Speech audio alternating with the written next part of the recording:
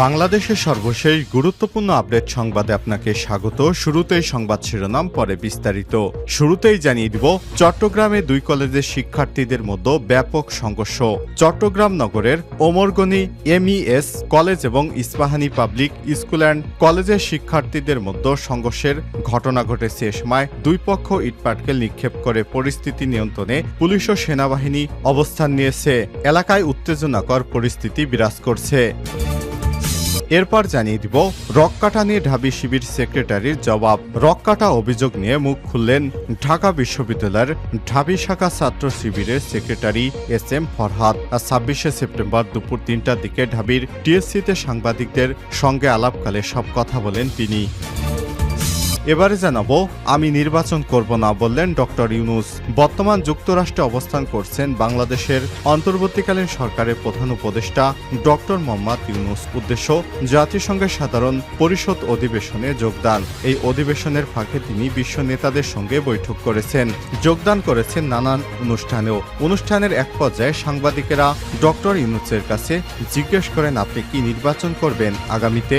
জবাবে ডক্টর ইউনূস বলেন, আমি নির্বাচন করব না। এবারে জানাবো, রাতের বেলা না ঘুমিয়ে ছাত্রীদের আপত্তিকর ছবি এবং ভিডিও পাঠাতেন রাবি শিক্ষক মনিরুদ্দিন।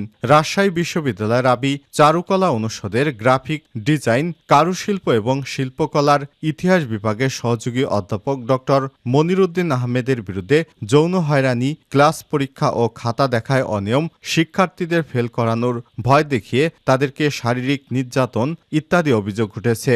গভীর রাতে নারী শিক্ষার্থীদের ভিডিও কল এবং মেসেজ দিয়ে বিরক্ত করতেন এবং অশালীন ছবি ও ভিডিও পাঠানোর কিছু ডকুমেন্টস প্রতিবেদকের হাতে এসেছে। এ বিষয়ে গুরুত্বপূর্ণ সংবাদ জানাবো বন্ধুরা, সঙ্গেই থাকুন। এবারে জানাবো, আওয়ামী লীগকে ১০ বছর নির্বাচন থেকে দূরে রাখা নিয়ে হানিফের বিবৃতি।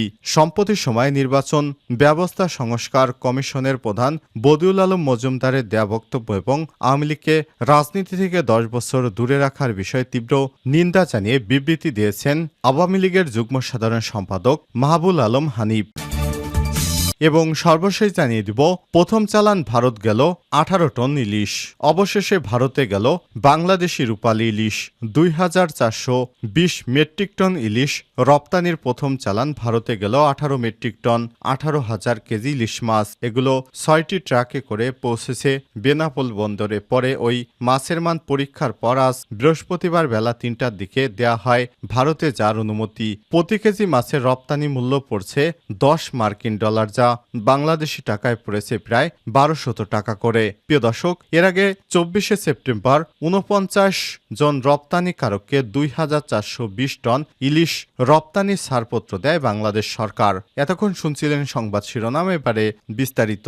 তবে তার আগে বন্ধুরা অনুরোধ থাকবে, এই সংবাদটিতে একটি লাইক দিন। এই চ্যানেলে আপনি নতুন হয়ে থাকলে আমাদের সংবাদটি দেখতে দেখতে চ্যানেলটি সাবস্ক্রাইব করে রাখুন। কমেন্ট করে আপনার মূল্যবান মতামত জানিয়ে দিন বন্ধুরা, আপনি বিশ্বের কোন দেশ থেকে বা বাংলাদেশের কোন স্থান থেকে আমাদের সংবাদটি দেখছেন এবং শুনছেন। এবারে বিস্তারিত। চট্টগ্রামে দুই কলেজের শিক্ষার্থীদের মধ্যে সংঘর্ষ। চট্টগ্রাম নগরের ওমরগনি এমইএস কলেজ এবং ইস্পাহানি পাবলিক স্কুল অ্যান্ড কলেজের শিক্ষার্থীদের মধ্যে সংঘর্ষের ঘটনা ঘটেছে।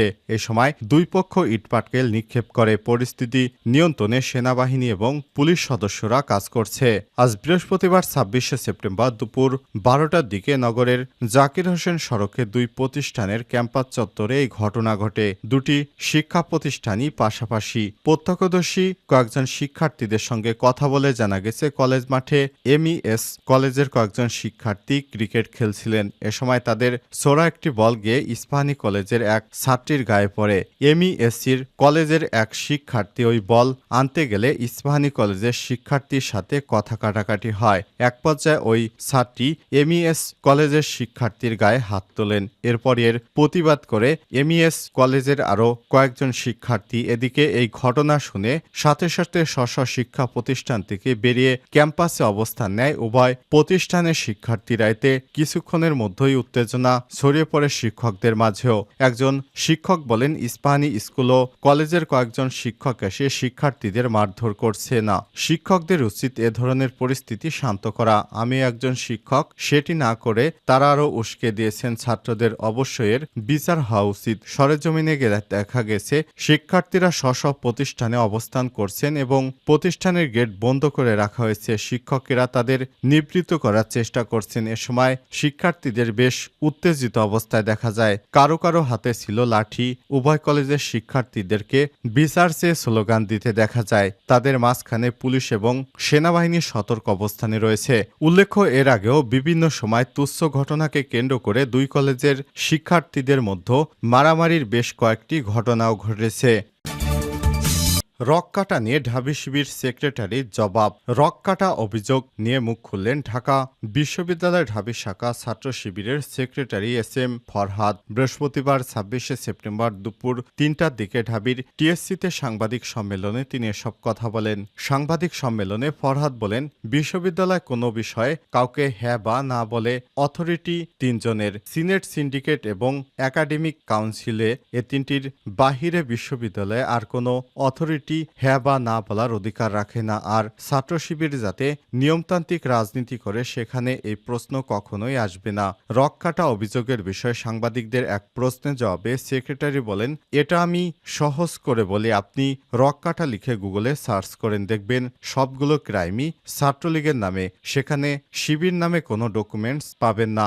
এ নামটা অর্থাৎ রককাটা আপনাদের সঙ্গে এত জড়িত কেন? এমন প্রশ্নের জবাবে তিনি বলেন, এটা খুবই স্বাভাবিক বিষয়। ফ্যাসিস্টরা যখন একটা ব্যাপারকে রিপিটলি এস্টাবলিশ করতে চাইবে, যেখানে আপনি কথা বললেও আপনাকে ট্যাগ দিয়ে মেরে ফেলবে, আপনি এখানে একটা বয়ান এস্টাবলিশ করবেন, এটা খুবই স্বাভাবিক। এখানে রককাটার বিষয়টা প্রত্যেকটা উপাদান হেল্প করছে। সুতরাং বিগত সময়ে যারা এই ফ্যাসিস্ট আওয়ামী লীগ সরকারের বিরুদ্ধে কথা বলেছে তাদেরকেই বিভিন্ন প্রকার নামে বেনামে তাদের উপর নানা অপবাদ দিয়েছে ছাত্রলীগ, এবং তারা এসব অপবাদ দিয়ে অন্য দলকে আর দাঁড়াতে দেয়নি। বিগত আওয়ামী লীগ সরকার আমলে সবচেয়ে বেশি জামাত শিবির ও ইসলামী আন্দোলন বাংলাদেশ এর লোকজনকে সবচেয়ে বেশি হত্যা করেছে।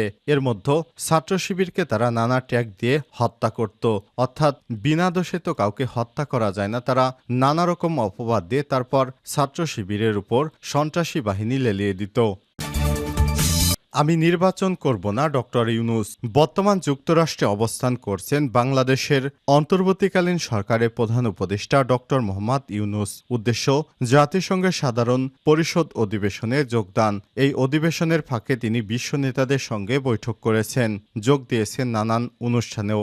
স্থানীয় সময় আজ মঙ্গলবার এমন একটি অনুষ্ঠানে অংশ নেন ডক্টর ইউনূস। অনুষ্ঠানটির নাম ক্লাইমেট ফরওয়ার্ড। আয়োজক মার্কিন সংবাদ মাধ্যম নিউ ইয়র্ক টাইমস, যেখানে দীর্ঘ 25 মিনিট কথা বলেন এই নোবেল বিজয়ী অর্থনীতিবিদ। কথা প্রসঙ্গে তিনি উঠে আসে বাংলাদেশের নির্বাচনের বিষয়, বাদ যায়নি গণঅভ্যুত্থান সাবেক প্রধানমন্ত্রী শেখ হাসিনার বিচারের বিষয়েও। অনুষ্ঠান শেষ দিকে সঞ্চালক ডক্টর ইউনূসের কাছে জানতে চান তার নিজের নির্বাচন করার কোনো সম্ভাবনা আছে কি।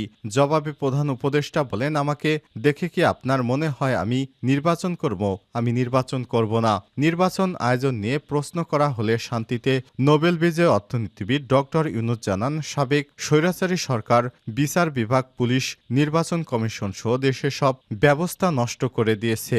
এগুলোই সংস্কার করা হচ্ছে আমার কাজ। আমি এই বাংলাদেশকে সংস্কারের কাজে হাত দিয়েছি, এর সম্পূর্ণ কাজ আমি করব। নির্বাচনের বিষয়ে প্রশ্ন করার আগে শেখ হাসিনাকে দেশে ফিরে এনে বিচারের মুখোমুখি করা নিয়ে প্রশ্ন করেন সঞ্চালক। সে প্রশ্নের জবাবে ডক্টর ইউনূস বলে, কেন নয়? যদি তিনি অপরাধ করে থাকেন তাহলে তাকে অবশ্যই ফিরিয়ে এনে বিচারের মুখোমুখি করতে হবে। আপনি নিজেই বিচারের কথা বলছেন, তারও বিচারের মুখোমুখি হওয়া উচিত। রাতে না ঘুমিয়ে ছাত্রীদের আপত্তিকর ছবি এবং ভিডিও পাঠাতেন রাবি শিক্ষক মনিরুদ্দিন। রাজশাহী বিশ্ববিদ্যালয়ের রাবি চারুকলা অনুষদের গ্রাফিক ডিজাইন এবং কারুশিল্প ও শিল্পকলার ইতিহাস বিভাগের সহকারী অধ্যাপক ডক্টর মনিরুদ্দিন আহমেদের বিরুদ্ধে যৌন হয়রানি, ক্লাস পরীক্ষা ও খাতা দেখায় অনিয়ম, শিক্ষার্থীদের ফেল করানোর ভয় দেখানো সহ মানসিক ও শারীরিক নির্যাতনের অভিযোগ উঠেছে। গভীর রাতে নারী শিক্ষার্থীদের ভিডিও কল এবং মেসেজ দিয়ে বিরক্ত করতেন। অশালীন ছবি এবং ভিডিও পাঠানোর কিছু ডকুমেন্টস এই প্রতিবেদকের হাতে এসেছে।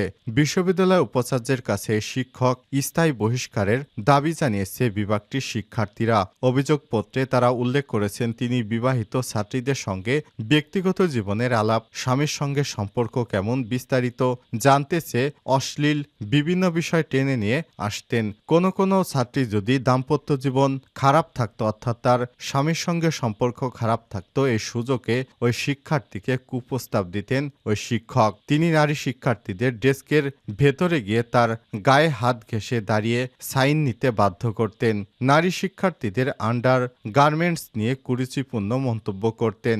এছাড়াও পেশাগত ক্ষমতা ব্যবহার করে তিনি একাধিক শিক্ষার্থীকে সম্পর্ক স্থাপনের প্রস্তাব দিতেন বলে অভিযোগপত্রে উল্লেখ করেছে শিক্ষার্থীরা।